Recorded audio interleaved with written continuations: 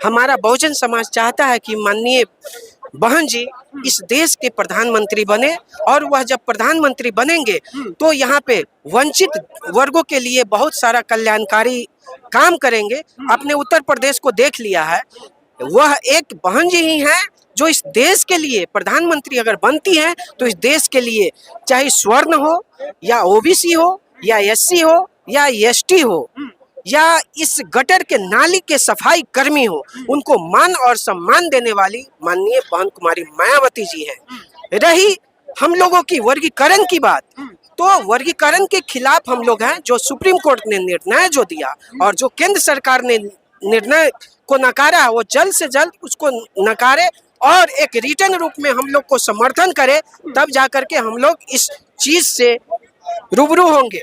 और हम लोग भी चाहते हैं कि जो स्वर्णों को ईबीसी जो मिला है 10%, हम लोगों के लिए भी वह 10% लागू करे और निजीकरण में भी रिजर्वेशन की बात करे।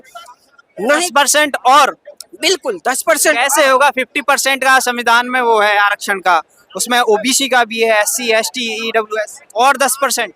बिल्कुल 10% नहीं देंगे तो फिर हमारे जो नीचे तबके लोग हैं वो फिर ऊपर कैसे आएंगे? उनकी आर्थिक स्थिति कैसे संभलेगी? वो डीएम और पीएस कैसे बनेंगे? वो सांसद भवन कैसे पहुंचेंगे? वो विधानसभा कैसे पहुंचेंगे? वो विधान पार्षद कैसे जाएंगे? इस चीज के लिए हम लोग चाह रहे हैं कि जो सबसे नीचे तबके के लोग हैं उसके लिए ईबीसी लाए और केंद्र सरकार लागू करे। जिस तरह रातों रात स्वर्णों के लिए 10% लागू किया गया, उसी तरह से हम लोगों के लिए भी लागू करे। अन्यथा वो दिन दूर नहीं जब हम लोग दिल्ली के सांसद भवन में हमारे बहुजन सरकार बनेगी और उसकी हुकूमत होगी। आप देख सकते हैं अयोध्या में उनकी बहुत बड़ी हार हुई है, जहां पे उन्होंने राम मंदिर का शिलान्यास रखना और राम मंदिर बनवाने का काम किया, वहां पर उनकी हार होती है। क्यों हार होती है? क्योंकि वहां पे उन्होंने माँ जगजननी सीता को उन्होंने पीछे छोड़ने का काम किया।